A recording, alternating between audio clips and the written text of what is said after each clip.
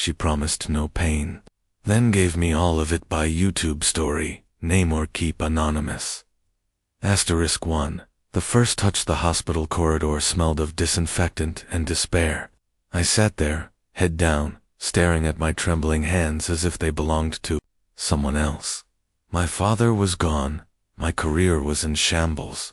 My fiancée had left 2 days before the funeral, texting me only 2 words, "I'm sorry." That's when I saw her. She walked like she didn't belong there, too graceful, too soft for a place where life ended every hour. A nurse? No, her clothes weren't uniform. A cream sweater clung to her delicate frame, her hair loose, eyes full of something I hadn't seen in a long time. Light. "Are you okay?" she asked, her voice. It felt like stepping into sunlight after days of rain. I wanted to tell her to leave me alone, to drown quietly in my own misery. But instead, I said, "I don't know anymore." She sat beside me, ignoring the empty seats, close enough that I could smell the faint vanilla of her perfume.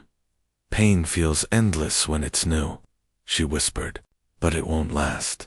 I promise. No more pain." I looked at her, really looked. She wasn't like anyone I knew. Her eyes carried storms, yet her lips promised shelter. And in that moment, I believed her.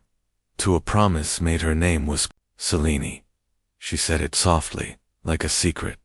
Over coffee later that week, she leaned forward and placed her hand over mine. "I know what it's like to hurt so much. It feels like breathing is a chore. I won't let that happen to you. Not while I'm here." "You don't even know me," I said, half smiling, half terrified. She smiled back, slow and deliberate, like she knew something I didn't. Pain doesn't need introductions. Healing doesn't either. From that day, she became my shelter. Calls in the middle of the night, when panic clawed at my chest, long drives just to feel the wind, slow dances in empty kitchens. I stopped drowning. I started living again. And every time I looked into her eyes, I remembered her promise. No pain, not with me. 3. Velvet chains. It started small. So small I told myself it didn't matter. "Why do you still talk to Emily?" she asked one night, her tone light but her eyes sharp. "She's a friend," I said. Celine's lips curved into a smile, but it didn't reach her eyes. "Friends can wait. I'm here now." I laughed it off, kissed her forehead, and thought nothing of it. But soon it became patterns. She wanted to know where I went, who I met, what I did every hour of the day. When I teased her about it, she wrapped her arms around me and whispered, "I just don't want to lose you." How could I argue with that? She'd saved me, pulled me from darkness. If this was love protective, passionate, all-consuming, then I'd take it. Even if it felt, sometimes, like golden chains around my wrists. 4 cracks in Paradise. Selene's apartment always smelled like white roses and rain. I'd lie on her couch after work, watching her move around in oversized shirts and messy hair, wondering how I ever deserved her. One night, as we sipped wine, her phone buzzed. She froze. For a second, her eyes flickered not fear, but something sharper. "Who's that?" I asked casually. "No one important," she said too quickly, flipping her phone screen down. I let it go, but something in my chest tightened. Later, as I left her place, I heard her voice through the door. A hushed whisper. "I told you not to call me this late." My steps faltered. Was she talking to an ex? A brother? A stranger? I wanted to ask, but her words from our first meeting echoed. No pain, not with me. I convinced myself I was imagining things. 5. The first hurt hit was a Tuesday evening when I saw her with him. A tall man, dark hair, sharp jawline. He was laughing as she touched his arm. In that way she always touched mine when she was trying to calm me. "Who was that?" I asked. "That night, a client," she said, kissing my cheek. "Relax." But I couldn't. The image burned inside me, making me restless. When I pressed again, she sighed dramatically. "Do you not trust me? After everything?" Guilt wrapped around my throat like a noose. I apologized. She smiled sweetly, pulling me into her arms, whispering, "See? No pain." That night, she kissed me differently, slow, deep, like she was erasing something. I let her, because her touch was the only thing keeping me from falling apart. 6. The mask slips.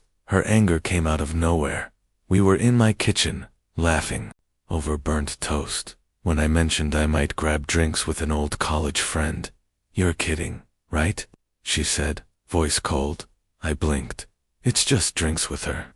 Celine slammed her cup down so hard, coffee spilled. "Do you have any idea how that feels? After everything I do for you?" The air crackled between us. I raised my hands, stepping closer. "Hey, it's not like that. I just what? Want to embarrass me?" Her voice trembled, but her eyes were blazing. I took her in my arms, shushing her until she calmed. She clung to me like I was her last breath, whispering apologies over and over. That night, she cried in my arms until dawn, and when I finally fell asleep, I thought, she's just scared of losing me. That's all. Point 7. Sweet lies. Bitter nights. Her sweetness always came after storms, the morning after every fight. She'd cook breakfast in one of my shirts, humming like nothing ever happened. She'd kiss me slow and soft, trace circles on my chest, whisper, "You're mine, only mine."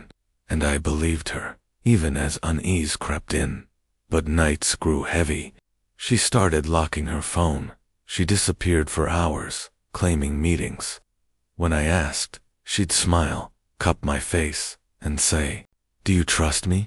I nodded every time, because the alternative hurt too much. Yet, lying awake at night, her head on my chest, I couldn't stop thinking, why does love feel so much like drowning?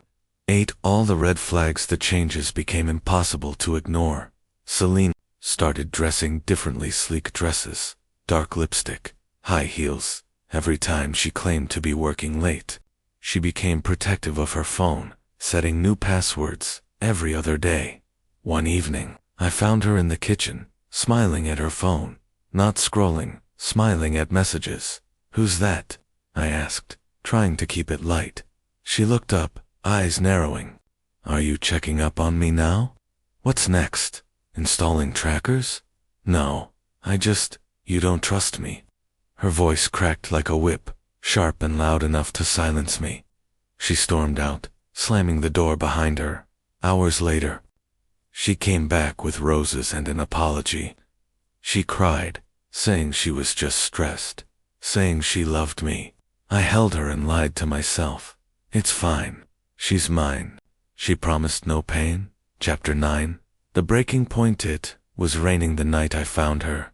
I'd left work early, planning to surprise her with dinner. Her car was parked outside a small hotel. I told myself it was a client meeting, some urgent work thing, but my chest tightened as I walked in. Room 208. I still remember the number. The door was slightly ajar. Inside, Celine's laughter spilled out, soft and intimate, the way she used to laugh with me. And then I saw him, the same man from before. They didn't notice me at first. His hands were on her waist, her lips on his neck. My soul cracked, like glass. "Celine," my voice barely came out. She froze, turned slowly, eyes wide, not with guilt, but with annoyance. "What are you doing here? What am I? What is this?" My voice shook. "It's not what it looks like," she said, stepping toward me. "Really? Because it looks like you lied to me." The man shifted uncomfortably, but Celine didn't even flinch. "You're overreacting. We were just, don't you dare say just friends." My voice broke. "You promised me no pain."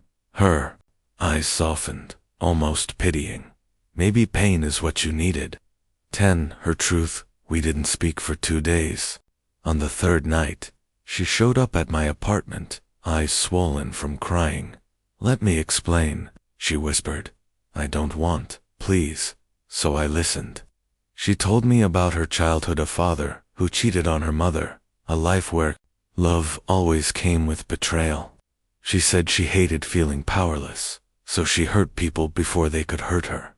I loved you, she said, tears streaming down her cheeks.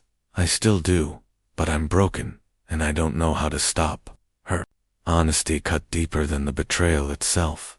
I should have walked away. Instead, I took her hands. Then let me help you. She looked at me like I was insane. Maybe I was, because I still loved her. Even after she shattered me, I couldn't let her go. 11. Bound by love. We tried again. The first days after that were sweet, almost like the beginning. She cooked for me, left sticky notes on the mirror. You are my safe place. But every smile felt rehearsed, every touch fragile. Sometimes I caught her staring at me like she was waiting for me to leave. One night, lying beside her, I whispered, "Promise me, Celine, no more pain." She didn't answer right away. When she finally did, her voice was barely audible. "I promise, as much as I can."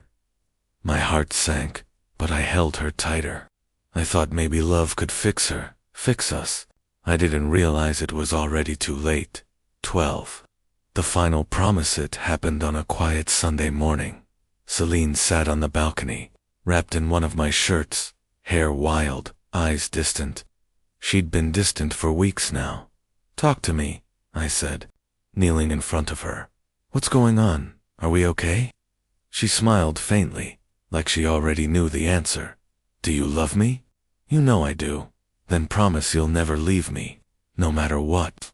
Her voice trembled, almost childlike, as if the girl who feared abandonment still lived inside her. And I, foolish and desperate, whispered back, "I promise."